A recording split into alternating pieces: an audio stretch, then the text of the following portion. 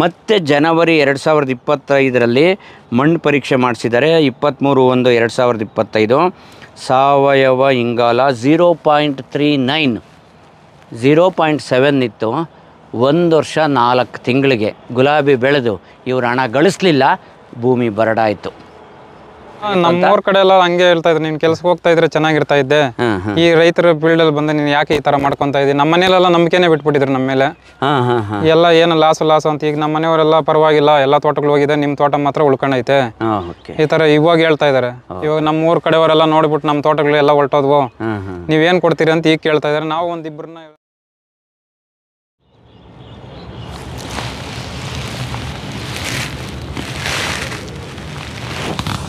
ನಮಸ್ತೆ ಮಿತ್ರರೇ, ಮತ್ತೊಮ್ಮೆ ನಾನು ಗುಲಾಬಿ ತೋಟದಲ್ಲಿದ್ದೀನಿ.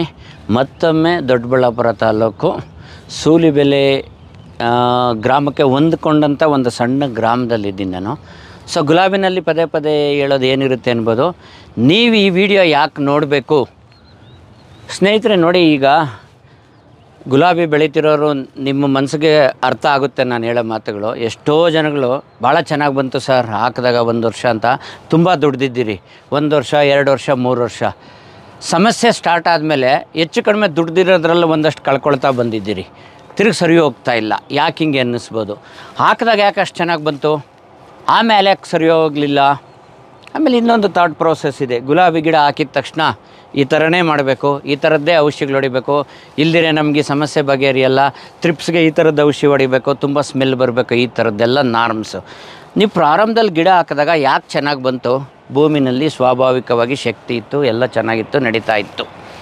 ಆಮೇಲೆ ಏನಾಯಿತು? ಭೂಮಿ ಬರಡಾಯಿತು. ಗುಲಾಬಿ ಬೆಳೆದು ಭೂಮಿ ಬರಡಾಯಿತು. ಅಂಡರ್ಲೈನ್ ಮಾಡ್ಕೊಳ್ಳಿ. ನಂಬಲ್ಲಲ್ವಾ?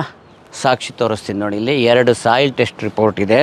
ಚಳ್ಳಕೆರೆ ತಾಲೂಕು ಪರಶುರಾಂಪುರ ಗ್ರಾಮದವರು ಒಬ್ಬ ರೈತ ಮಹಿಳೆ ಗುಲಾಬಿ ಬೆಳೆಯೋದಕ್ಕೆ ಪ್ರಾರಂಭ ಮಾಡಿರೋ ಮಣ್ಣು ಪರೀಕ್ಷೆ ಮಾಡಿಸಿದ್ರು ನೋಡ್ರಿ.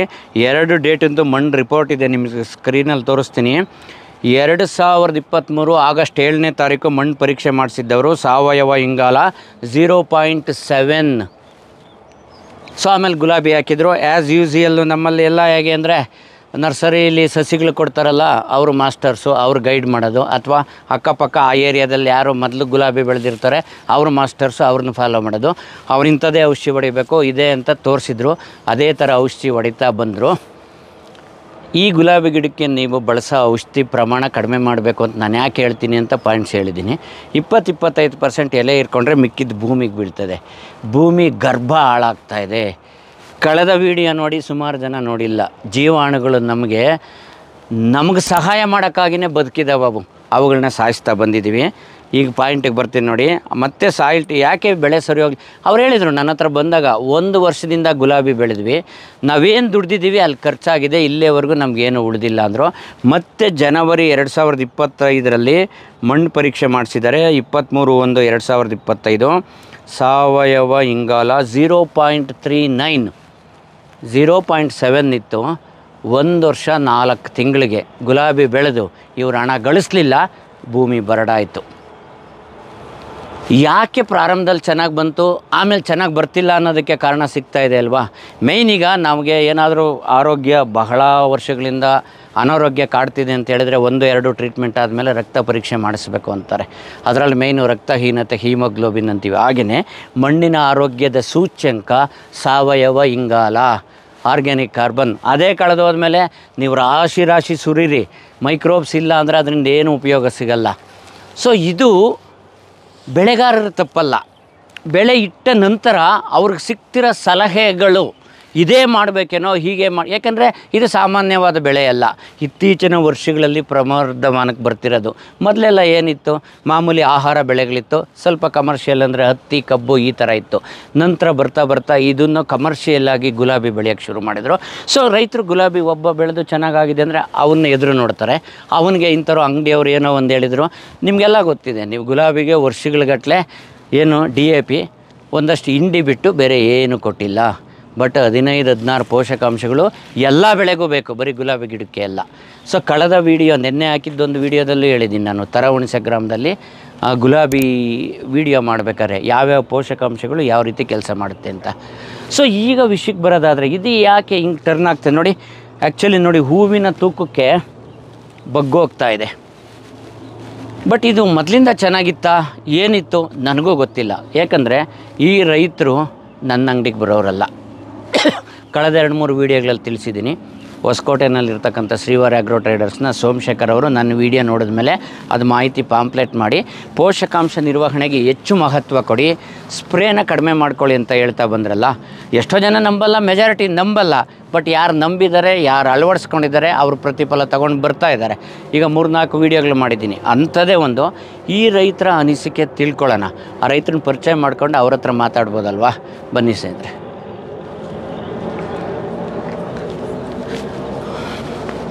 ನಮಸ್ತೆ, ಬನ್ನಿ. ನಮಸ್ತೆ ಸರ್. ನಮಸ್ತೆ. ನಿಜವಾಗ್ಲೂ ಖುಷಿ ಆಗ್ತದ್ರಿ, ಹೂವು ಸೈಜು ಇವೆಲ್ಲ ನೋಡಿದರೆ. ಹೌದು ಸರ್. ನಿಮ್ಮ ಪರಿಚಯ ಬನ್ನಿ. ನಿಮ್ಮ ಪರಿಚಯ ನೀವೇ ಮಾಡಿ. ನನ್ನ ಹೆಸರು ಮುನ್ಶಾಮಿಗೌಡ ಅಂತ. ನಮ್ಮದು ಊರು ಬಂದು ಅರಸನಹಳ್ಳಿ ಗ್ರಾಮ, ಸೂಲಿಬೆಲೆ ಹೋಬಳಿ, ಹೊಸಕೋಟೆ ತಾಲೂಕು, ಬೆಂಗಳೂರು ರೂರಲ್ ಡಿಸ್ಟಿಕ್ಕು. ನಾವು ಒಂದು 10ರಿಂದ 12 ವರ್ಷ MNC ಕಂಪ್ನಿಯಲ್ಲಿ ಕೆಲಸ ಮಾಡ್ತಾಯಿದ್ರೆ, B.Com ಮಾಡಿ ಒಂದು 20,000 ರಿಂದ 25,000 30,000ವರೆಗೂ ಸ್ಯಾಲ್ರಿ ಬರ್ತಾಯಿತ್ತು. ಓಕೆ. ಅದು ತೊಗೊಂಡು ಮತ್ತೆ ನಮಗೆ ಹೋಗೋದು ಬರೋದು ಟ್ರಾವೆಲಿಂಗ್ ಎಲ್ಲ ಸ್ವಲ್ಪ ಪ್ರಾಬ್ಲಮ್ ಆಗ್ತಾಯಿತ್ತು ಮದುವೆ ಆದಮೇಲೆ. ಓಕೆ. ಬೇರೆ ಏನೋ ಬಿಸ್ನೆಸ್ ಮಾಡೋಣ ಅಂತ ನಮಗೆ ಮೈಂಡಲ್ಲಿ ಬಂತು. ಆಗ ಯಾರೋ ಒಬ್ಬ ಕೃಷಿ ರೈತರು ಈ ಥರ ಮಾಡಿ ನಾವು ಈ ಥರ ಲಾಭ ಪಡ್ಕೊಂಡಿದ್ದೀರಿ ಅಂತ ಹೇಳಿದ್ರು. ಆದರೆ ಅವ್ರು ಸರಿಯಾಗಿ ಮಾಹಿತಿ ಕೊಡದೆ ನಮಗೆ ಮಾಡಿ 7 ವರ್ಷದಿಂದ ನಮಗೆ ಬರೋದು ಅಲ್ಲಿಂದಲ್ಲೇ ಬ್ಯಾಲೆನ್ಸ್ ಆಗ್ತಾಯಿತ್ತು. ಹೂವು ಒಂದು 6 ತಿಂಗಳು ಬಂದರೆ 6 ತಿಂಗಳು ಹೂವು ಇರ್ತಾ ಇರಲಿಲ್ಲ. ಬೇಸಿಗೆ ಬಂದರೆ ಈ ಥರ ಹೂವೂ ಬರ್ತಾ ಇರಲಿಲ್ಲ. ಆಗ ನಾವೇನು ಮಾಡ್ತಾಯಿದ್ರೆ ಕಟಿಂಗ್ ಹಾಕ್ಸ್ಬಿಡ್ತಾಯಿದ್ರೆ. ಅದು DAP ಬಿಟ್ಟರೆ, ಇಂಡಿ ಬಿಟ್ಟರೆ ಬೇರೆ ಏನು ರೆಫರ್ ಮಾಡ್ತಾ ಇರಲಿಲ್ಲ. ಮತ್ತು ಔಷಧಿ ಅಂಗಡಿಯಲ್ಲಿ ಹೋದರೆ ಔಷಧಿ ಬಿಟ್ಟರೆ ಬೇರೆ ಅವ್ರೇನು ಮಾಹಿತಿ ಅಷ್ಟೇ, ಭಯ ತೊಗೊಳೋಗ್ರಿ ಹೊಡೀರಿ ಅಷ್ಟೇ, ಬೇರೆ ಏನು ಹೇಳ್ತಾನೆ ಇರಲಿಲ್ಲ. ಆಗ ಸುಮಾರು ದಿನದಿಂದ ನಮಗೆ 7 ವರ್ಷದಿಂದ ಲಾಸ್ ಅನಿಸ್ತಾನೆ ಇತ್ತು. ಆಮೇಲೆ ನಿಮ್ಮ ವಿಡಿಯೋ ನೋಡಿದ್ಮೇಲೆ ಸ್ವಲ್ಪ ನಮಗೆ ಏನೋ ಮಾಡ್ಬೋದು ಅನಿಸ್ತು. ಆಗ ಒಂದು ವರ್ಮಿಯಮ್ ಅಂತ ಕಾಲ್ ಮಾಡಿದಾಗ, ಸರ್ ನೀವು ಹೊಸಕೋಟೆಯಲ್ಲಿ ಶ್ರೀವಾರಿಯಲ್ಲಿ ಸಿಗುತ್ತೆ ಅಂತ ಹೇಳಿದ್ರು. ಮತ್ತು ಸೋಮಶೇಖರ್ ಸಾರನ್ನು ಮೀಟ್ ಮಾಡಿದೆ. ಇವರು ತುಂಬ ಚೆನ್ನಾಗಿ ನಮಗೆ ಮೇ ತಿಂಗಳಿಂದ ಸ್ಟಾರ್ಟ್ ಮಾಡಿದ್ದು. ಒಂದು ಹಂತವಾಗಿ ಮಾಹಿತಿ ಕೊಟ್ಟರು. ಎಲ್ಲ ರೀತಿ ಈ ಥರ ಮಾಡಿರಿ ಅಂದ್ಬಿಟ್ಟು ಮತ್ತೆ ಪಾಂಪ್ಲೆಟ್ ಒಂದು ಮಾಡಿದ್ದಾರೆ. ಈ ಪಾಂಪ್ಲೆಟ್ ಮುಖಾಂತರ ತೊಗೊಳ್ರಿ, ಈ ಥರ ಪೋಷಕಾಂಶಗಳು ಕೊಡಬೇಕಾಗುತ್ತೆ ನೀವು ಅಂತೇಳಿ ಈ ಥರ ಪಾಂಪ್ಲೆಟ್ನು ಮಾಡಿದ್ದಾರೆ. ಅನೇಕ ರೈತ ಮಿತ್ರರು ಅದು ಪಾಂಪ್ಲೆಟ್ ಕೊಡಿ ಅಂತ ಕೇಳಿದ್ದು ಉಂಟು. ಇದನ್ನು ತಯಾರು ಮಾಡಿರೋದು ಸೋಮಶೇಖರ್ ಅವರು. ನನ್ನ ವೀಡಿಯೋ ಇದೆಯಲ್ಲ ಅದನ್ನು ನೋಡಿಕೊಂಡೆ. ನೀವು ಮತ್ತೆ ವೀಡಿಯೋ ಮಾಡಿ ಪಾಸ್ ಮಾಡಿ ನೋಟ್ ಮಾಡ್ಕೊಳ್ಳಿ, ಇಂಥ ಪಾಂಪ್ಲೆಟ್ ನೀವೇ ತಯಾರಿಸ್ಕೋಬೋದು. ಸೊ ಇವ್ರು ಹೇಳಿದ ಪಾಯಿಂಟ್ ಅರ್ಥ ಆಗಿರ್ತದೆ. ಕಳೆದ ವೀಡಿಯೋಗಳಲ್ಲೂ ಇದೆ. ಹೂವು ಒಂದು ಸರಿ ಚೆನ್ನಾಗಿ ಬಂದುಬಿಡ್ತದೆ. ನಮ್ಮ ದುರದೃಷ್ಟವತ್ತ ಚೆನ್ನಾಗಿ ಹೂವು ಬಂದಾಗ ಮಾರ್ಕೆಟಲ್ಲಿ ರೇಟ್ ಇಲ್ಲ ಅಂದರೆ ಗಿಟ್ಟೋದಿಲ್ಲ. ಆಮೇಲೆ ಹೂವು ನಿಂತೋಗುತ್ತೆ, ಅವಾಗ ರೇಟ್ ಆಗಿರುತ್ತೆ. ಇವೆಲ್ಲ ಆಗ್ತದೆ ಅಂತ ಈಗ ಒಂದು ಪ್ಯಾಟ್ರನ್ ಗಮನಿಸಿದರೆ, ಕಳೆದ ಆಗಸ್ಟ್ ತಿಂಗಳಿಂದ ನಿರಂತರವಾಗಿ ಒಂದು ಒಳ್ಳೆ ಬೆಲೆ ಇದೆ ಅಂತ ಇದೆ. ಕಳೆದ 2-3 ದಿನಗಳೆಲ್ಲ ಏನೋ ಕಡಿಮೆ ಆಗಿದೆ ಅಂತ ಹೇಳ್ತಿದ್ರು. 40-50 ರೂಪಾಯಿ ಬಂದಿದೆ ಅಂತ. ಅದು ಬಿಟ್ಟರೆ 60, 80, 100, 150, 300 ಹಿಂಗೆಲ್ಲ ಹೋಗಿದೆ. ನಿಮ್ಮದು ಯಾವಾಗಲಿಂದ ಪ್ರೊಡಕ್ಷನ್ ಚೆನ್ನಾಗಿ ರೆಗ್ಯುಲರ್ ಆಗಿದೆ? ಸರ್ ನಾವೇನು ಮಾಡಿದ್ರಂದ್ರೆ ಹಂತವಾಗಿ ಸ್ಟಾರ್ಟಿಂಗು ಇದು ಕಟಿಂಗ್ ಹಾಕಿದ್ದು. ನಾವು ಹಂತವಾಗಿ ಮೊದಲು ಕೆಳಗಡೆ ಭಾಗದಿಂದ ಮಾಡ್ಕೊಂಬಂದೆ. ಒಂದು 2 ತಿಂಗಳು ಅದು ಮಾಡಿದೆ. ರಿಸಲ್ಟ್ ಬಂದ್ಮೇಲೆ ಮತ್ತೆ ಮಾಡ್ಕೊಂಬಂದಿದ್ದೆ. ಒಂದೇ ಸರಿ ಸ್ಟಾರ್ಟ್ ಮಾಡಲಿಲ್ಲ. ಸೊ ಎಲ್ಲ ಗುಲಾಬಿ ಬೆಳೆಗಾರ ನಿಮಗಿದ್ದಂಗೆ ಇವ್ರಿಗೂ ಡೌಟ್ ಇತ್ತು, ಹೆಂಗಪ್ಪ ಇದು ಆಗ್ತದ ಹೋಗ್ತಾ. ಯಾಕಂದ್ರೆ ಪ್ರಾರಂಭದಲ್ಲಿ ಸಡನ್ ಆಗಿ ಬದಲಾವಣೆ ಆದಾಗ ಮೊದಲು 1 ತಿಂಗಳು 2 ತಿಂಗಳು ಬದಲಾವಣೆ ಕಾಣದೇನೆ ಇರ್ಬೋದು, ಅಥವಾ ಒಂದಷ್ಟು ಡ್ರಾಪು ಆಗ್ಬೋದು ಬರ್ತಿರೋ ಇಳುವರಿ. ಸೊ ಅಲ್ಲಿ ಸ್ವಲ್ಪ ತಾಳ್ಮೆ ಅಗತ್ಯ. ಈಗ ಸ್ನೇಹಿತರೆ ನೋಡ್ತಿದ್ದೀರಲ್ವಾ, ಎಷ್ಟು ಹಸಿರು ಕಾಣುತ್ತೋ ಅಷ್ಟೇ ಕೆಂಪುನು ಕಾಣ್ತಾ ಇದೆ. ಈಗ ಹೂವು ಬಿಡಿಸ್ತಾರೆ, ಇವತ್ತು ಆ ಕಡೆಯಿಂದ ಬಿಡಿಸ್ಕೊಂಡು ಬರ್ತಿದ್ದಾರೆ. ತೋಟ ಎಲ್ಲ ಕವರ್ ಮಾಡಿ ತೋರಿಸ್ತೀವಿ. ಈಗ ದಿವಸ ಬಿಡಿಸ್ತೀರಾ? ದಿವಸ ಬಿಡಿಸ್ತೀರಾ? ಡೈಲಿ ಬಿಡಿಸ್ತೀರಿ ಸರ್. ಎಷ್ಟು ಕೆಜಿ ಹೂವು ಸಿಗ್ತಾ ಇದೆ? ಡೈಲಿ ಈಗ 30 ಮೇಲೆ ಬರ್ತಾ ಇದೆ. 30 ಮೇಲೆ ಬರ್ತಾ ಇದೆ. ಎಷ್ಟು ಗಿಡಗಳಿದು? 1200 ಗಿಡ. 1200 ಗಿಡ ಡೈಲಿ 30 kg ಮೇಲೆ ಬರ್ತಾ ಇದೆ. ಸೊ ಮೊದಲು ಹೈಯೆಸ್ಟ್ ನೀವು ಎಷ್ಟು ತಗೊಂಡಿದ್ರಿ ಸರ್? ಹೈಯೆಸ್ಟ್ ಮೊದಲು ಒಂದು 10 kg 20 kg ಹಿಂಗೆ ಬರ್ತಾ ಇತ್ತು. ಒಂದು 20 ರಿಂದ 30 kg ಬಂದ್ರೂ ಹಂಗೆ ಡೌನ್ ಆಗ್ಬಿಟ್ರೆ ಮತ್ತೆ 1 ತಿಂಗಳು ಹೂ ಇರ್ತಾ ಇರಲಿಲ್ಲ. 1 ತಿಂಗಳು ಮತ್ತೆ ಮೂಟೆ ಗೊಬ್ಬರಗಳು ಕೊಟ್ಟರೆ ಮತ್ತೆ ಚಿಗುರು ಬಂದು ಮತ್ತೆ ಬರೋದಕ್ಕೆ 1 ತಿಂಗಳು ಟೈಮ್ ತಗೊತಾ ಇತ್ತು.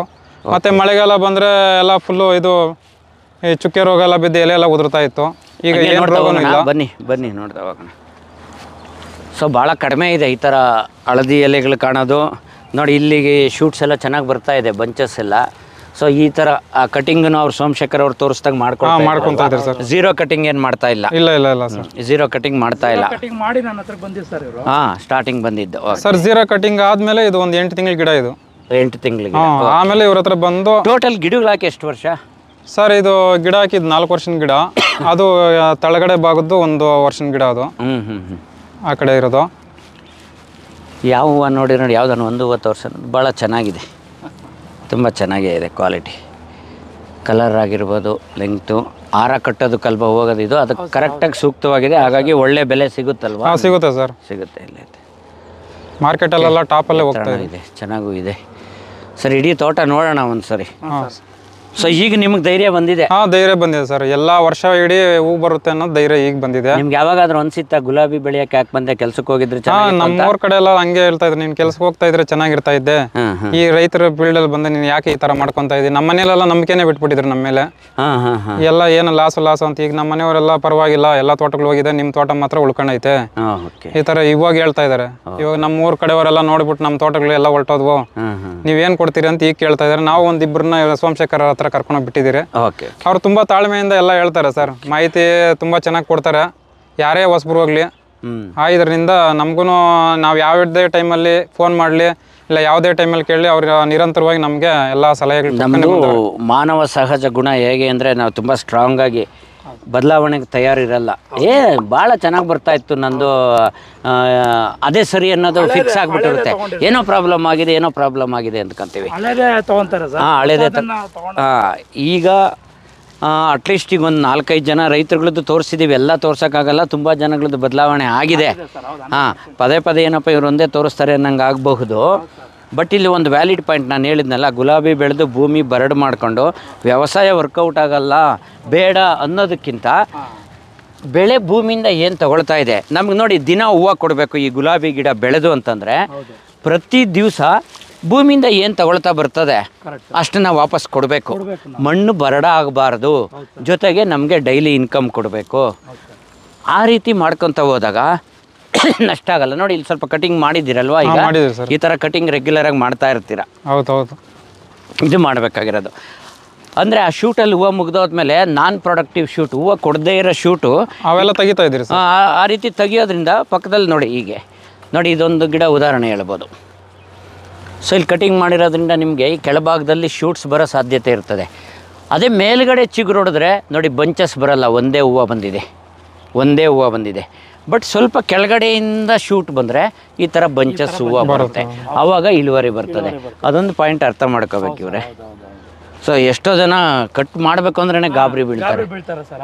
ಬಟ್ ಎಲ್ಲ ಕಟ್ ಮಾಡಿ ಝೀರೋ ಮಾಡ್ಕೊಳ್ಳೋದಕ್ಕಿಂತ ಇದೊಂದು ಪ್ರೊಸೆಸ್. ಆ್ಯಕ್ಚುಲಿ ಗುಲಾಬಿ ಬೆಳೆಯೋ ವಿಧಾನನೇ ಹೀಗೆ, ಈ ಥರ ಮಾಡಬೇಕಾಗಿದೆ. ಹೌದು ಸರ್ ಹೇಗೆ ಹೇಳ್ಕೊಡ್ತಾರೋ ಆ ಥರ ಮಾಡ್ತಾ ಇದ್ದೀರಿ. ಸೊ ನಿಮ್ಗಂತೂ ಈಗ ಕಾನ್ಫಿಡೆನ್ಸ್ ಇದೆ? ಕಾನ್ಫಿಡೆನ್ಸ್ ಇದೆ ಸರ್. ಓಕೆ, ಮೊದಲೆಲ್ಲ ಲೇಬರ್ನ ಇಟ್ಕೊಂಡ್ರೆ ಒಂದು 2 ದಿನ ತೊಗೊಂಡ್ರು ಲೇಬರು, ನಾವು ಅವ್ರಿಗೆ ಪೇಮೆಂಟ್ ಕೊಡೋಕ್ಕಾಗ್ತಾ ಇರಲಿಲ್ಲ. ಹೂ ಇಲ್ಲ ಟೈಮಲ್ಲಿ ಅವ್ರನ್ನ ಇದು ಮಾಡ್ತಾ ಇದ್ರೆ ಅವ್ರು ನೆಕ್ಸ್ಟ್ ನಾವು ಬೇರೆ ಕಡೆ ಹೋಗ್ತೀನಿ ಅಂತ ಬರ್ತಾ ಇರಲಿಲ್ಲ. ಈಗ ನಮಗೆ ಏನಂದ್ರೆ ಇಬ್ಬರನ್ನ ಲೇಬರ್ನ ಇಟ್ಕೊಂಡ್ರೆ ನಾವು ಕೆಲಸ ಕೊಡೋಂಥ ಶಕ್ತಿ ನಮಗಿದೆ ಅನ್ಸುತ್ತೆ. ಇದೆ. ಓಕೆ, ನೀವು ದುಡಿಯೋದ್ರ ಜೊತೆಗೆ ಬೇರೆಯವ್ರಿಗೂ ಇಬ್ರು ಕೆಲಸ ಕೊಡ್ತಾ ಇದ್ದೀವಿ. ಹೌದು ಸರ್. ಇನ್ನೂ ಒಂದು 2-3 ತಿಂಗಳು ಕಳೆದ್ರೆ ನಮಗೆ ಎಲ್ಲ ತೋಟನೂ ಒಂದು 50-60 kg ಮೇಲೆ ಬರುತ್ತೆ ಸರ್ ಡೈಲಿ. ಸೊ ಕೆಲವು ಭಾಗದಲ್ಲಿ ಇನ್ನೂ ಅದೇ ಹಂತವಾಗಿ ನೀವು ಮಾಡ್ಕೊಂಡ್ಬಂದಿದ್ದು ಭಾಳ ಚೆನ್ನಾಗಿ ಕಾಣಿಸ್ತಾ ಇದ್ದೀರಿ ಹೆಸರಾಗಿ. ಹೌದು ಸರ್, ಈ ಬೇಸಿಗೆಯಲ್ಲಿ ಇದೆ ಫಸ್ಟ್ ಸರ್ ನಾನು ನೋಡ್ತಾ ಇರೋದು. ಹೌದಾ? ನಮ್ದು ಎಲ್ಲ ನವಂಬರ್ ಅಕ್ಟೋಬರ್ಗೆಲ್ಲ ಸ್ಟಾಪ್ ಆಗ್ಬಿಡ್ತಾ ಇತ್ತು ಗಿಡ, ಹೂ ಇಲ್ಲದೆ. ಓಕೆ, 4-5 ತಿಂಗಳು ಸರ್ ಹೂವನೇ ಇರ್ತಿರ್ಲಿಲ್ಲ ಸರ್ ಇದರಲ್ಲಿ. ಓಕೆ, ಅಕ್ಟೋಬರ್ ನವಂಬರ್ ಒಂದು ಸ್ಟಾರ್ಟ್ ಆಯಿತು ಅಂತಂದ್ರೆ ಆವಾಗ ನಾವೇನು ಮಾಡ್ತಾ ಇದ್ರಿ, ಕಟಿಂಗ್ ಹಾಕ್ಸ್ಬಿಡ್ತಾ ಇದ್ರಿ. ಇದು ಸ್ವಲ್ಪ ಲೇಟಾಗಿ ಕಟಿಂಗ್ ಹಾಕಿದ್ದು. ಲೇಟಾಗಿ ಹಾಕಿದ್ದು, ಮತ್ತು ಇದು ಲೇಟಾಗಿ ಇದು ಮಾಡಿದ್ದು ಸರ್ ಇದಕ್ಕೆ ಪ್ರೊಸೆಸಿಂಗ್.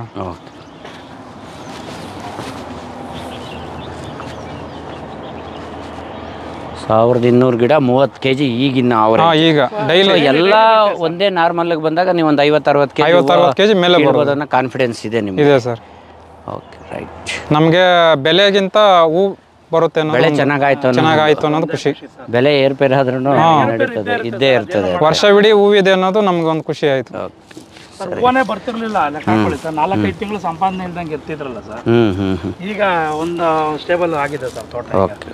ಈಗ ಬೇಸಿಗೆಯಲ್ಲಿ ಗೆದ್ದಿದ್ರಿ ಅಂದ್ರೆ ನಾವು ಇನ್ನು ವರ್ಷವಿಡೀ ಗೆದ್ದಂಗೆ ಅಂತ ನಮ್ಗೆ ಅನ್ಸುತ್ತೆ. ಆ ಕಡೆ ಭಾಗದಲ್ಲಿ ನೀರು ಬೇರೆ ತುಂಬಾ ಕಡಿಮೆ ನಮ್ದು. ಇದೇ ನೀರಲ್ಲಿ ಈ ತರ ಹೂ ಬರ್ತದೆ ಅಂತ ನಮ್ಗೆ ಇದೆ ಫಸ್ಟ್.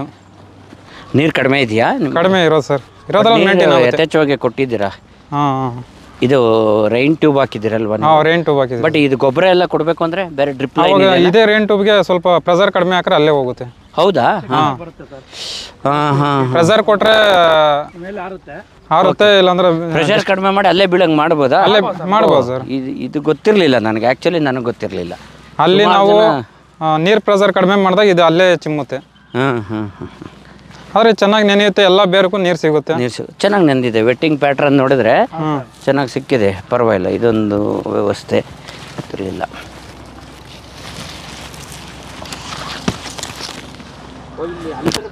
ಮಾಡೋದೇ ಇಲ್ವಾ? ಈ ಭೂಮಿ ಹಿಂಗೆ ಗಟ್ಟಿಯಾಗಿ ಇರ್ತದೆ ಯಾವಾಗಲೂ? ಇದು ಇರುತ್ತೆ ಸರ್, ಗಿಡ ಇದಾಗುತ್ತೆ ಅಂದ್ಬಿಟ್ಟು ಬಿಟ್ಬಿಟ್ಟಿದ್ದೀವಿ.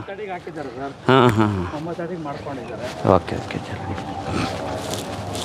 ವೈಟ್ ರೂಟ್ ತುಂಬಾ ಉತ್ಪತ್ತಿ ಆಗಿದೆ ಸರ್ ಇವರಲ್ಲಿ. White roots VAM bio fertiliser, VAM ಗೋಲ್ಡಿ ಕೊಟ್ಮೇಲೆ, ಪರ್ಮಿಯಂ ಕೊಟ್ಮೇಲೆ ತುಂಬಾ ಆ ಕಡೆ ಎಲ್ಲ ತೋಡಿ ನೋಡಿದ್ವಿ. ಓಕೆ, ನೋಡಿ ಸ್ನೇಹಿತರೆ, ಹಿಂಗೆ ಕಟಿಂಗ್ ಮಾಡಿದಾಗ ಈ ಥರ ಬರ್ತದೆ ಶೂಟ್ಸ್ ನೋಡಿ ಹಿಂಗೆ. ಈ ಥರ. ಸೊ ಇವುಗಳಲ್ಲಿ ಇದರಲ್ಲಿ ಹೂವು ಬಂದು ಹೂವು ಕಟ್ ಮಾಡಿದ್ದಾರೆ ಈಗಾಗಲೇ. ಇವತ್ತು ತೆಗ್ದಿದ್ದೀರಿ ಹೂವು ತೆಗ್ದಿದೆ.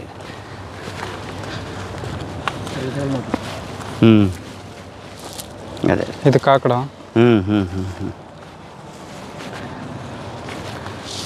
ಪೋಷಕಾಂಶ ನಿರ್ವಹಣೆ ಒಂದು ಸರಿ ಮಾಡಿಕೊಂಡ್ರೆ. ಹೌದು ಸರ್. ಸೊ ನೀವು ರೋಗಗಳಿಗೆ ಅಥವಾ ಈ ತ್ರಿಪ್ಸ್ಗೆ ಸ್ಪ್ರೇ ಮಾಡಿದಾಗಲೂ ರಿಸಲ್ಟ್ ಚೆನ್ನಾಗಿ ಬರ್ತದೆ ಸರ್. ಮೊದಲೆಲ್ಲ ಭಯ ಹೊಡಿತಾ ಇದ್ರೆ, ಈಗ ನಾವು ಕೆಮಿಕಲಲ್ಲೂ ಮಾಡ್ಬೋದು ಅನ್ನೋದು ನಮಗೆ ಈಗ ಇದಾಯಿತು. ಸೊ ಇಲ್ಲಿ ಅಗೇನು ಬೇರೆ ಯಾರಾದರೂ ಗುಲಾಬಿ ಅಲ್ಲದೆ ಇರೋ ರೈತರಿಗೆ ಡೌಟ್ ಆಗೋದು ಬೇಡ.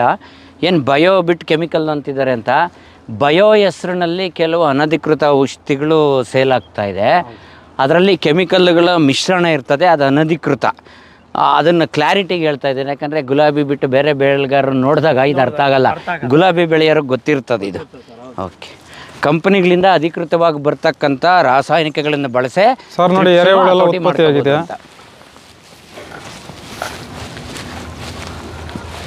ನೋಡಿ ಎರೆಹುಳು. ಎರೆಹುಳುಗಳು ಕಾಣಿಸ್ತಾ ಇದೆ. ಎರೆಹುಳು ಉಡುಡಿಯಾಗಿದೆ ಭೂಮಿ ಚೆನ್ನಾಗಿ ನೋಡಿ ಸರ್.